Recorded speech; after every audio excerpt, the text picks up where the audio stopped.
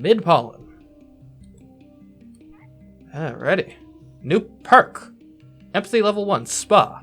Pay to remove cards in the quarter's spa? Okay. Where's the spa? It's a spa day. Hold on. There's a spa over here. Probably. The living quarters. The new common area is a hastily constructed platform clinging to the side of the heliopause. Crews are hard at work incorporating the rigid hull into the natural landscape, creating a charming open-air place for gathering, eating, and relaxing. Just outside, you can hear construction happening on new living quarters for everyone from both ships. Let's visit the spa. Oh man, this is amazing. I love it. Okay. I want to see this one in action before I delete it, but we don't even have the kudos for this. It's 50 per. Ooh, that's not cheap. But it'll be well worth it to start getting rid of some of these zeros. Yeah. Some of these suck, and we need to be rid of them immediately. Anyway. Good to know we have that as an option, I think, now. What to do?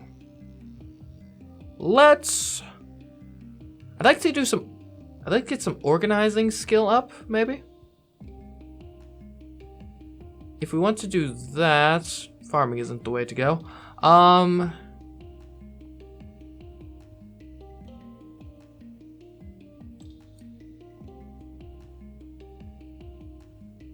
Where is command? It's up the stairs, isn't it? It'll take some time getting used to this place. Alright, commands. We can work in the depot. Organization, persuasion, kudos, and stress. Sounds good to me. You're trying to find Administrator Seek to ask about something and accidentally stumble into a meeting they're having with Governor Lum. You didn't catch the topic of the argument, but you managed to piece together that Seek is trying to get Lum to come up with a way to explain something important to the colony. Whatever it is, Lum is dismissive about it. You hear him say he's not here to hold people's hands, which frustrates Seek. Figure it out, Seek, Lum says. That's your job.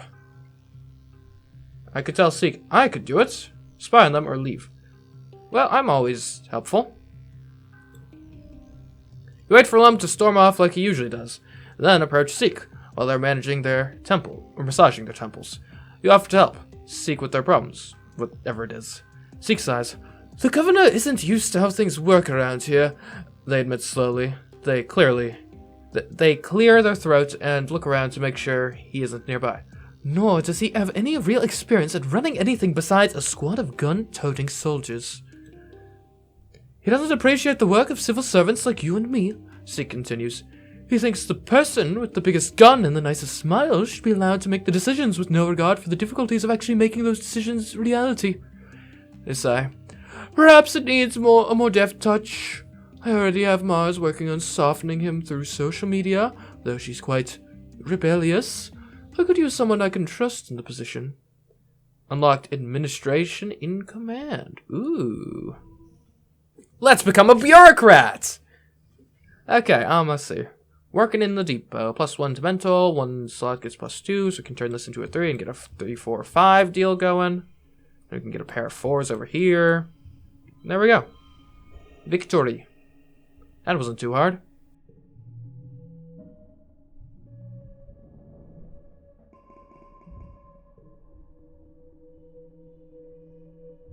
Mid-pollen becomes late pollen.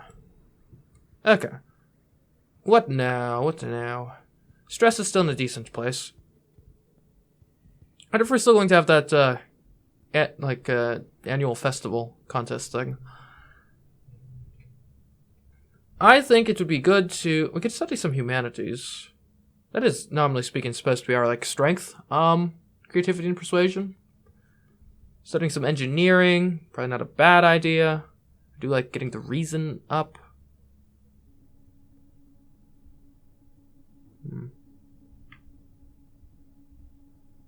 The life sciences, we've never really been a life sciences sort of girl. Let's do a bit of humanities study for now. Congruence tells you that today you'll be learning about the history of capitalism on Earth. You mean why humans used to have nice things and now we just eat mashed trippet and soy cakes? Mars says smugly. Please. Earth humans might have messed everything up, but at least they had style. Ever patient, Congruence ignores Mars's contribution and projects a holovid into the classroom. A solemn woman in weird clothes identifies herself as Haven Constance Audening, an educational designer for the Vertumna group, and tells you that the following experience has been created specifically to teach you, the third generation of the group, about the largest contributing factor in Earth's destruction, capitalism. You and the other students exchange worried looks. You spend the day in an interactive experience that covers the history of capitalism, from market feudalism to its transition to colonialism, then its major phases like industrialization, mass production, and corporatism. It ends with a discussion of how it collapsed in the late 21st century. Well, that's worryingly close. As wealth inequality and environmental concerns finally weakened its hegemony along with the planet itself. We get another Learning at Earth card. Sounds horrible. It's kind of been that bad. This is just more weird cult stuff. I mean, it's got its pluses and minuses like most things. Can't have been that bad, yeah?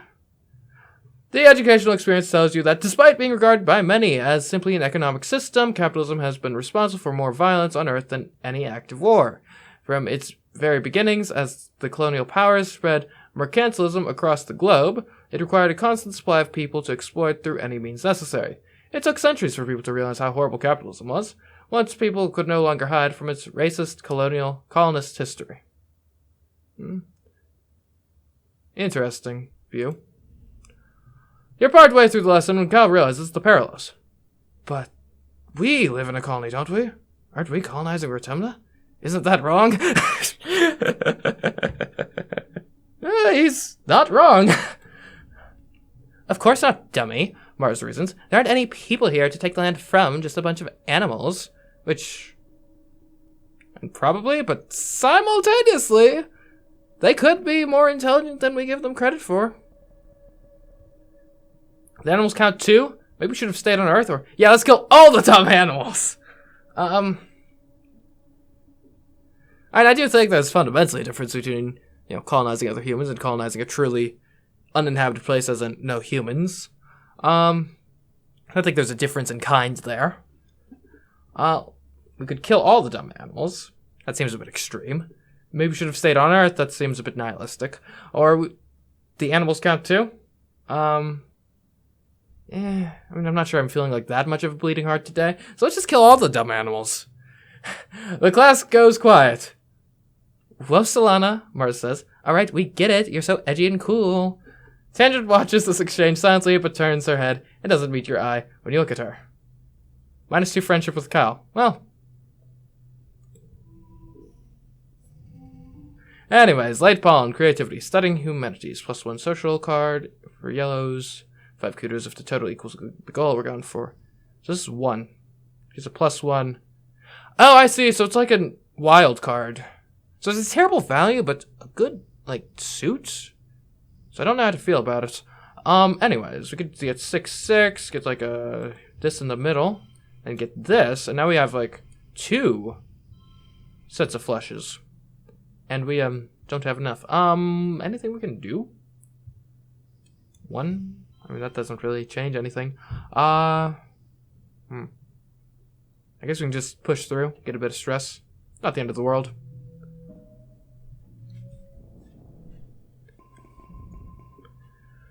Okay.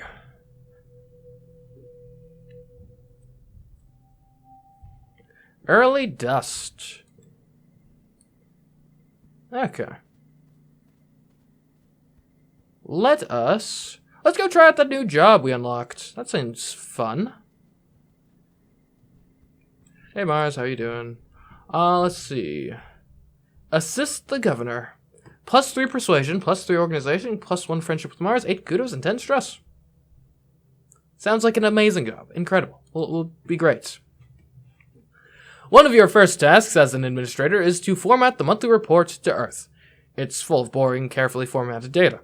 Seek is very specific about it, and makes you redo it 3 times until you get it right. You drop off the report at the comms desk and realize you've yet to be told how to process any reply from Earth. You wonder if they reply at all. We could ask Seek, we could ask an adult. We can ask Lum, which is asking an adult, same deal. Or investigate on your own. We don't organize enough for that. I mean, Lum seems to be more tied in with Earth infrastructure than our colony ever was, so he probably would be better suited to answer the question. Lum waves you away. Don't worry about that stuff, Solana, he replies dismissively. That's far above your clearance level. He tells you to go refill his blep tea. You can't help but think he's trying to hide something. Alright, well, let's get to work. Alright, I will be the best administrator. We'll get a 5, a 6, a 4, a 3, a 3 over here, too. And that seems pretty good. Okay, it wasn't as good as it possibly could have been. Oh well. The Vertumnalia Festival is a welcome day of normalcy in an otherwise chaotic year. Despite some lingering rivalry between the two factions, Vertumnalia is a chance for Helios and the Stratos to come together and appreciate the bounty of the planet. At least that's what the adults say. As Governor Lum takes the stage to address the colony, you can't help but notice the crowd has segregated itself according to their ship of origin. Rex shoots you a wave from over on the Strato side, and Nami makes a silly face. Vase is surrounded by other young soldiers, all looking sharp in their heliopause uniforms. With Mars standing beside you, you wonder if the two ships will ever feel like one colony. A fanfare plays over the square's announcement system. Lum's honor guard do a complex drill with their drone rifles. Greetings, people of Vertumnia! Lum says, his voice ringing out over the square. We may be far from our beautiful Earth, but we can still celebrate and be thankful for what we have here. We've worked hard to save this beleaguered little colony from the brink of destruction, and should be proud of our work. The Helios cheer. Your side of the square is more quiet. And he's not saying anything wrong, really. I know some of you have been asking, Lum, are you going to do it all by yourself? How are you going to run the colony, solve everyone's problems, turn this planet into a paradise, and look this good? Lum strikes a pose at a smattering of polite applause. Well, I have the answer for you, he continues. The old council made a lot of bad choices, like illegally leaving Earth. But I believe in second chances. So I've appointed the original department heads to my own council, Lum's Council 2.0. Better not disappoint me. He laughs and makes finger guns at the department heads at the foot of his podium. Stay on your toes, Stratos. I also want to promise everyone here today that we're going to make Vertumna safe for humans, Lum says. The next time those bastard Xenos attack, we're going to blow them to so many little pieces that there won't be enough left to wipe off our boots. We've already got the defenses, he says, gesturing broadly to the new, taller, thicker walls. And we're building homes for everyone. Homes where people can raise children again, knowing that our military men and women are keeping us safe. Big cheers from both sides this time. Some of the colonists around you even have tears in their eyes, especially those who lost family in the last attack. Lum goes on for a while, lionizing the Heliopause's military strength and casting subtle digs at your failed colony experiments. Finally, the crowd disperses to set up the square for the afternoon festivities, some traditional and some new. At the tables, Aunt Anne and the kids are setting out the spread for dinner. There's an unimaginable amount of food thanks to the Heliopause's huge ration surplus, and the piles upon piles of xenommeat from the hunting parties for those who can stomach it. Anne is all smiles, clearly making an effort to move on as Lum mandated, despite still mourning her lost son Calm. But not even the festive atmosphere can force a smile onto an enemy's face. Let's see. Come on, it's party time is completely tone deaf. We should be mourning, not celebrating. And there's a time for each. But, yeah. It's not virtuous in and of itself to be unable to move on. Who do these helio jerks think they are? I mean, they did save our colony from the brink of starvation. Like, I can understand some amount of animosity. And they certainly are adopting a bit of a holier-than-thou sort of posture here, but simultaneously, where would we be without them right now? I think a bit more appreciation is warranted. And I think I Miss Mom is just the best one here. Cal hauls a massive tureen stew onto the table. Yeah, me too. He adds quietly. She should have been here to see this. I think she'd be really proud of how we worked in geoponics. The chime sounds to announce that the square is set up for the annual competitions. What do you choose this year? Xeno wrangling. Ooh, we are not nearly good enough. We can do the talent show. We can do trivia. A bake-off for organizing. Let's do a bake-off. The bake-off is a new challenge this year in celebration of the great surplus of food. Today's theme is chili. Spicy bean stew, not pixie beans though. Cal adapts a gourmet earth dish with alien ingredients. Let's go. You're on, Cal. Goal of 92. Not a problem. Probably. Okay. So we can get 4 for 21 on the first round. Or we can get 1 for 18. I think we'll save the 1 for a future round. And we compare that with the first words to at least get like a pair bonus out of that, maybe. Well, we can't change this and keep the pairs, unfortunately. Okay, we'll just go to the next round. Okay. This is, well, actually, I guess if there was ever a time to have a bunch of 1s all at once is probably the time. So we'll do that then.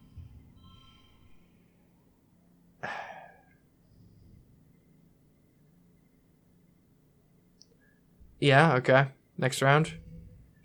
Okay, this is where values wild. Wildcard values match as all pairs or straights. Huh? Oh, I see. So the card itself is of no value, but it's wild. Okay, that's weird. That is real weird.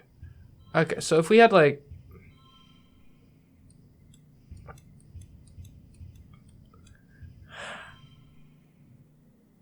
Okay, we need to do better than this, clearly.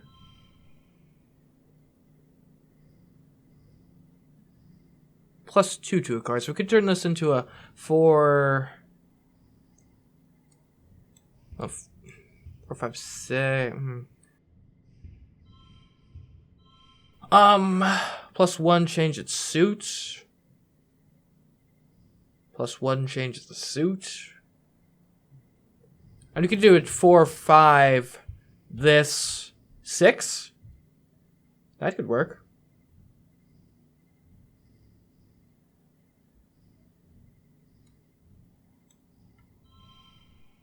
Okay, that's something at least. Oh no, we need it to be 7, right? 4, 5, 6, 7. So for this, we then let's give it a yellow flower to even change the suit as well. There we go, up to 49. And now what more could we do? I think we probably just push through at this point, honestly. Like, in theory, we could raise this up like 1 or something, but we'd be losing points. So we'll just push through.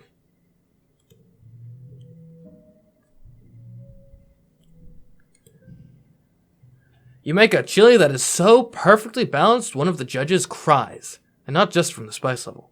You win the cooking competition. In 8? That's wild. Has a wild suit? We're doing the bake-off every year. From now on. Oh boy. Oh boy. After the festivities, the mood in the colony is a lot lighter. You see people smiling easier, and often see mixed groups of Helios and Stratos socializing together. It feels like the first time people have actually let themselves relax.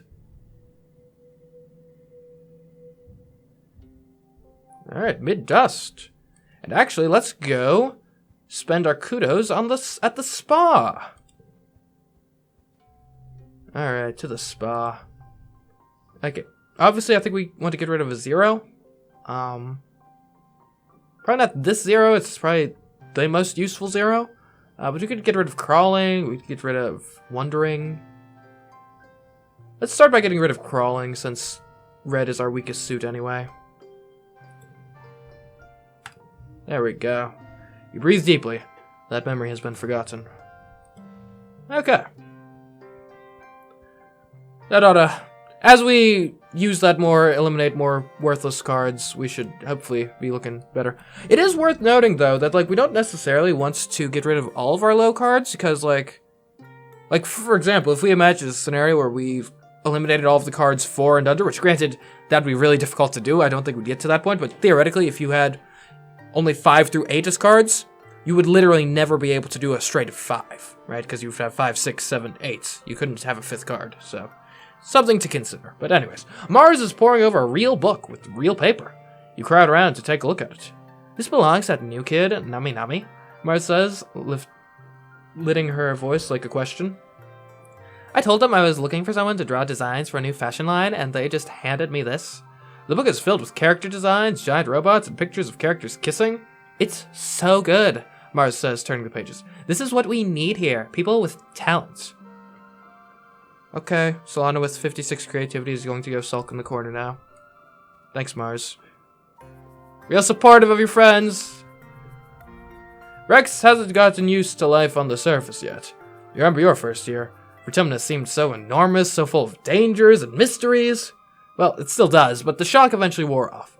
Rex still has that slight bewildered look on his face every time he walks outside and the sunlight hits his face. It's so bright and warm. I don't want to give him a present. Hugs incoming! Rex throws his arms wide. Coach, I'm open! He laughs, catching you as you throw yourself into his arms. He spins you around and growls into your neck, squeezing you tightly. It's a good hug, the kind that makes you instantly just a little more relaxed. Awesome. We're just around hugging people now. We've last year was all like death and despair and stuff, and now we're just hugging randoms. It's great. Nami is lying flat on their back, looking up at the sky. It goes on forever, they exclaim, waving their arms. There's no ceiling at all. I feel like I'm gonna float right off the surface of the planet. I have a present for you. What? Hey, do you want some bobber fruits? Whoa! A birthday gift! Nami exclaims. Thank you, Solana! Oh, this is your birthday. Ah, well, you're welcome, Nami. Hey Tangent, how you doing? Anything cool going on? Tang frowns as a unit of soldiers from the heliopause jog past her. An entire ship of thick-skulled, warmongering idiots, she sneers. What a relief. Surely all of our problems will simply go away if we fire lasers at them. Well, not all. But some you have to grant them. Some of our problems will go away if we fire lasers at them, surely, right? Hey, an enemy. An enemy fiddles with her personal defense plas cutter. Never thought I'd actually be using one of these, she says quietly. Guess we all gotta be ready to defend ourselves now. Yeah, I suppose so. Hello, my friend. No food, no weapons, no defenses. Vase says, crossing his arms. No wonder you were almost destroyed. I don't know what I expected, but I figured I would have been better than this. Don't worry, though. He continues, we're here now. We can protect you. Good, good, good. Wow, what is my relationship like with the new guys? Nami, 5. Vase, 2. Rex, 2. Good to know. Okay. Moving on. Okay, Cal, anything of note to say? Oh, hey, Dad, how are you doing? Good to see the pollen's over and you're feeling better, hopefully. You overhear your dad talking to one of the other cultivators. He seems to be upset about something to do with the new governor and people from the heliopause. When the other woman leaves, you have a chance to ask some of the burning questions you've had. So who are those new people? Your dad looks startled and tries to muster a friendly smile. You've overheard us say, kiddo. Listen, Solana. He hesitates and looks around nervously as if afraid you're being watched. You're just gonna have to trust us adults on this one. There are things you're still too young to understand. I am 15 years old. I can understand plenty, okay? I am not too young. I thought the same about myself once, your dad says gravely. I was wrong. The Helios came here just like us, looking for a better life, he tells you. Some of them had other reasons too, But now that they're here, we have to learn how to work together. When your mother and I were young on Earth, we learned a hard lesson. He gives a grim smile. We learned a lot of hard lessons. One was that it's safer to be led by one dangerous person than be attacked by an army of them. He lets that sink in. Safer to be led by one dangerous person than be attacked? Yeah, that's true. Yeah, now that I'm thinking about it. Another was that sometimes when adults tell you not to worry, you should listen to them. Go on, enjoy your youth. He gestures towards the heliopause. Go, get to know some of those new kids. I'm sure you'll find they're a lot like you. Before you can say another word, your dad is called back to work. There's still so much to be done to rebuild the farms and geoponics greenhouses. And you can see people from the Helio helping him. Maybe they're not all that bad. And yeah, we're not starving, so I'd say that's a bonus. Also, I'm annoyed. I thought I was going to ask all those questions, but apparently not. I didn't even read what the other options were, because my intention was to ask all of them anyway. Well, so much for that. Anyways, back to work. I'm going to assist the governor. Who knows, maybe I'm plotting my own run for the position. The mood is somber as Mars calls the secret Fun Times Club meeting to order. Anona won't be joining us today, she announces. Or, probably ever again. She told me she's too busy with training and stuff, and she didn't want to do any more sneaking around. She sniffs dismissively. It's okay, she was kind of a square anyway, but we need someone to replace her. So we're going to investigate the people from this new ship, she says. What do they like? What do they like to do for fun? More importantly, can we recruit them to the SFC? Mars stops and holds up her finger. Oh, and it's just the SFC now. The Secret Fun Times Club was okay when we were little, but we're practically adults now, and we can't have names like that. We have to hide them behind acronyms that no one...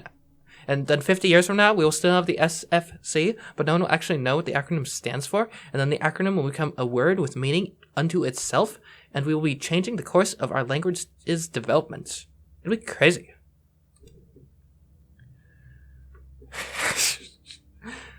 What about the new Governor Lum? Tang asks. I know he's technically an adult, but he's fairly young. It would be beneficial to have someone with some actual clout on our side. That's kind of a crazy idea. Crazy enough to work. Mars gives Tang a withering look. We already have someone important in the club, Tang, but thank you for your contribution.